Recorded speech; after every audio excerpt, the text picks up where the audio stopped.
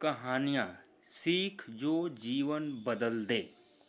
एक राजा था जिसका नाम रामधन था। उनके जीवन में सभी सुख थे। राज्य का कामकाज भी ऐशो आराम से चल रहा था। राजा के नैतिक गुणों के कारण प्रजा भी बहुत प्रसन्न थी और जिस राज्य में प्रजा खुश रहती है वहाँ की आर्थिक व्यवस्था भी दुरुस्त होती है। इस प्रकार हर क्षेत्र में राज्य का प्रवाह अच्छा था। इतने सुखों के बाद भी राजा दुखी था क्योंकि उसकी कोई संतान नहीं थी। यह गम राजा को अंदर ही अंदर सताता रहता था। प्रजा को भी इस बात का बहुत दुख था। वर्षों के बाद राजा की यह मुराद पूरी हुई और उसे एक पुत्र की प्राप्ति हुई। पूरे नगर में कई दिनों तक जश्न मना। नागरिकों को राजमहल में दावत दी गई। राजा की इस खुशी में प्रजा भी झूम रही थी। समय बीतता जा रहा था। राजकुमार का नाम नंदन सिंह रखा गया। पूजा पाठ एवं इंतजार के बाद राजा को संतान प्राप्त हुई थी, इसलिए उसे बड़े लाड प्यार से रखा जाता था। लेकिन अति किसी बात की अच्छी नहीं होती। अधिक लाड ने नंदन सिंह को बहुत बिगाड़ दिया था। बचपन में तो नंदन की सभी बातें दिल को लुभाती थी, पर बड़े होते होते यही बातें बदतमीजी लगने लगती हैं। नंदन बहुत ज़्यादा जिद्दी हो गया था। उसके मन में अहंकार आ गया था। वह चाहता था कि प्रजा सदैव उसकी जय जयकार करे, उसकी प्रशंसा करे। उसकी बात ना सुनने पर वो कोलाहल मचा देता था। बेचारे सैनिकों को तो पैर की जूती ही समझता था। आए दिन उसका प्रकोप प्रजा पर उतरने लगा था। वो खुद को भगवान के समान पूजता देखना चाहता था। आयु तो बहुत कम थी, लेकिन अहम कई गुना बढ़ चुका था। नंदन के इस व्यवहार से सभी बहुत दुखी थे। प्रजा आए दिन दरबार में नंदन की शिकायत लेकर आती थी, जिसके कारण राजा का सिर लज्जा से झुक जाता था। यह एक गंभीर विषय बन चुका था। एक दिन राजा ने सभी खास दरबारियों एवं मंत्रियों की सभा बुलवाई और उनसे अपने दिल की बात कही कि वे राजकुमार के इस व्यवहार से अत्यंत दुखी हैं। राजकुमार इस राज्य का भविष्य हैं। अगर उनका व्यवहार यही रहा तो राज्य की खुशहाली चंद दिनों में ही जाती रहेगी। दरबारी राजा को सांत्वना देते हैं और कहते हैं कि आप हिम्मत रखें, वरना प्रजा निसहाय हो जाएगी। मंत्री ने सुझाव दिया कि राजकुमार को एक उचित मार्गदर्शन एवं सामान्य जीवन के अनुभव की जरूरत है। आप उन्हें गुरु राधागुप्त के आश्रम भेज दीजिए। सुना है वहाँ से जानवर भी इंसान बनकर निकलता है। यह बात राजा को पसंद आई और उसने नंदन को गुरुजी के आश्रम भेजा।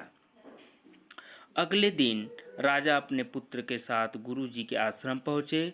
राजा ने गुरु राधागुप्त के साथ अकेले में बात की और नंदन के विषय में सारी बातें कहीं। गुरुजी ने राजा को आश्वस्त किया कि वे जब अपने पुत्र से मिलेंगे तब उन्हें गर्व महसूस होगा। गुरुजी के ऐसे शब्द सुनकर राजा को शांति महसूस हुई और वे सहर्ष अपने पुत्र को आश्रम में छोड़कर राजमहल लौट गए। फिर अगले दिन सुबह गुरु के खास चेले द्वारा नंदन को भिक्षा मांगकर खाने को कहा गया, जिसे सुनकर नंदन ने साफ इनकार कर दिया। चेले ने उसे कह दिया कि अगर पेट भरना है तो भिक्षा मांगनी होगी और भिक्षा का समय शाम तक ही है, अन्यथा भूखा रहना पड़ेगा। नंदन ने अपनी अकड़ में चेले की बात नहीं मानी और शाम होते होते उसे भूख लगने लगी, लेकिन उसे खाने को नहीं मिला। दूसरे दिन उसने भिक्षा मांगना शुरू किया। शुरुआत में उसके बोल के कारण उसे कोई भिक्षा नहीं देता था, लेकिन गुरुकुल में सभी के साथ बैठने पर उसे आधा पेट भोजन मिल जाता था। धीरे धीरे उसे मीठे बोल का महत्व समझ आने लगा और करीब 1 महीने बाद नंदन को भरपेट भोजन मिला, जिसके बाद उसके व्यवहार में बहुत से परिवर्तन आए। इसी तरह गुरुकुल के सभी नियमों ने राजकुमार में बहुत से परिवर्तन किए, जिसे राधागुप्त जी भी समझ रहे थे। एक दिन राधागुप्त जी ने नंदन को अपने साथ सुबह सवेरे सैर पे चलने कहा। दोनों सैर पर निकल गए। रास्ते भर बहुत बातें की। गुरु जी ने नंदन से कहा, तुम बहुत बुद्धिमान हो और तुम में बहुत अधिक ऊर्जा है, जिसका तुम्हें सही दिशा में उपयोग करना आना चाहिए। दोनों चलते चलते एक सुंदर बाग में पहुंच गए। जहाँ बहुत सुंदर सुंदर फूल थे, जिनसे बाग महक रहा था। गुरुजी ने नंदन को बाग से पूजा के लिए गुलाब के फूल तोड़ने कहा। नंदन झट से सुंदर सुंदर गुलाब तोड़ लाया और अपने गुरु के सामने रख दिया। अब गुरुजी ने उसे नीम के पत्ते तोड़कर लाने कहा। नंदन वो भी ले आया। अब गुरुजी ने उसे गुलाब सूंघने दिया और कहा, बताओ कैसा लगता है। नंदन ने गुलाब सूंघा और गुलाब की बहुत तारीफ की। फिर गुरुजी उसे नीम के पत्ते चख कर उसके बारे में कहने को कहा। जैसे ही नंदन ने नीम के पत्ते खाए, उसका मुंह कड़वा हो गया और उसने उसकी बहुत निंदा की और जतर कतर पीने का पानी ढूंढने लगा। नंदन की यह दशा देख गुरुजी मुस्कुरा रहे थे। पानी पीने के बाद नंदन को राहत मिली। फिर उसने गुरुजी से हंसने का कारण पूछा। तब गुरुजी ने उससे कहा कि जब तुमने गुलाब का फूल सूंघा तो तुम्हें उसकी खुशबू बहुत अच्छी लगी और तुमने उसकी तारीफ की, लेकिन जब तुमने नीम की पत्तियां खाई तो तुम्हें वो कड़वी लगी और तुमने उसे थूक दिया और उसकी निंदा भी की। गुरुजी से नंदन को समझाया, जिस प्रकार तुम्हें जो अच्छा लगता है तुम उसकी तारीफ करते हो, उसी प्रकार प्रजा भी जिसमें गुण होते हैं उसकी प्रशंसा करती है।